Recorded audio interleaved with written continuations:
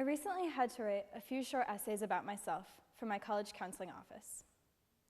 I'm a strong writer, and I'm passionate about my future as a college student. But I was at a loss. I was at a loss, sitting in front of my computer, trying to come up with what to write, because I lead two lives. There's the life my friends and family would tell you about. I'm a dedicated student, a dancer, the captain of the ethics bowl team, and socially involved with my peers. But there's also the life I don't talk about. In this life, I'm still all of those things, but I am also greatly influenced by depression. The assignment was to write about the real me, but I sat there in front of my computer and wondered if I could write about the real me and not have my college recommendations suffer. I wondered if my college counselors would even want to read about the real me, or if they just wanted the story my friends and family know. I was diagnosed with major depressive disorder and anxiety about 1.5 years ago, and I struggled with it for roughly a year before diagnosis. This is not a sad story. This is a success story. I still suffer, and I still struggle to get up every morning, and I still second-guess all of my relationships, and I still have trouble concentrating, and I still don't feel safe from myself, but this is a success story because I lived. I've had 2 major suicidal episodes in my lifetime, and I've survived both. 15% of people diagnosed with depression will die by suicide, making the estimated annual suicide count slightly under 1 million deaths, and that's just per year. That's 8 times more than the number of deaths from the 2014 Ebola outbreak. Depression is ongoing. There's no vaccine. There's no cure. I was one of the lucky ones because I spoke out and I got help. But because of the stigma surrounding mental illness, many do not. In the United States, 17% of the adult population will suffer from depression during their lifetime. This is big. 1 out of every 5 of your friends and family members will suffer from depression. You might not know about it, but it's happening. This is so real, and it's everywhere around us. We need to be conscious of it. We need to be aware. We need to help these people that are suffering. The stigma that depression is a sign of a bad attitude or a sign of weakness is real.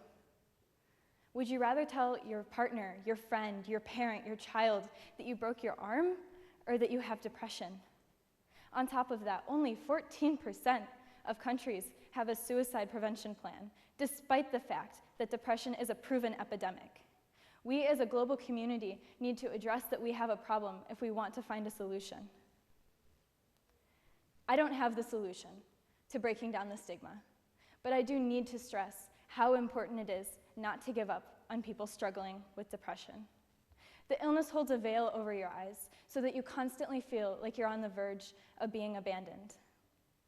Some people try to cut negativity out of their lives, but this only enforces the idea that the person struggling with depression is unwanted. A common misconception is that depression is sadness. Sadness is a normal, temporary response we feel when something has gone wrong in our lives. Depression is like a parasite. It slithers into your body at no fault of your own. It takes up residence in your mind and stays for however long it likes, making you feel powerless. Depression is feeling sad when everything in your life is going right. The depression won't go away, but it can be shrunk. It can be shrunk back down to the size of sadness, but to do this, it needs to be recognized. The symptoms manifest in teens very differently than in adults. The ones that come to mind for most people are persistent sadness, insomnia, and loss of interest in activities. But for teens, the common symptoms are irritability, unexplained aches and pains, and extreme sensitivity to criticism. We need to be conscious of these symptoms so that we can help people in our lives when we recognize them. If you think that you may have depression, talk to your primary care doctor. They'll give you a quick 10-question survey to evaluate the severity of your symptoms and refer you to some therapists in your community. That's it.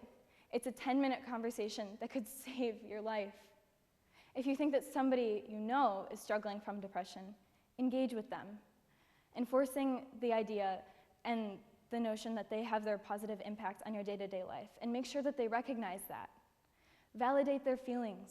Invite them on outings, even as simple as going on a walk, and keep trying if he or she declines. Remind them that they have more things to do in their lifetime, and engage and encourage them to seek help. Most of all, and this is what helped me the most, enforce the idea that depression is not their destiny. To remember this, I came up with this handy acronym called DEVOTE. D, remind them this isn't their destiny. E, engage with them. V, validate their feelings. O, invite them on outings. T, remind them they have more things to do. And E, encourage them to seek help. I don't want to live in a world where a fundamental piece of my identity has to remain hidden. I don't want to live in fear of myself for the rest of my life. I refuse to be suffocated by my disease. When I wrote my college essays from the office, I wrote about who I recognize is the real me. Change starts here. If we, the unheard suffering voices, speak out, we will be heard. Stand up for the acceptance of you. We deserve to have society put up a fight, because depression is not our destiny. Thank you.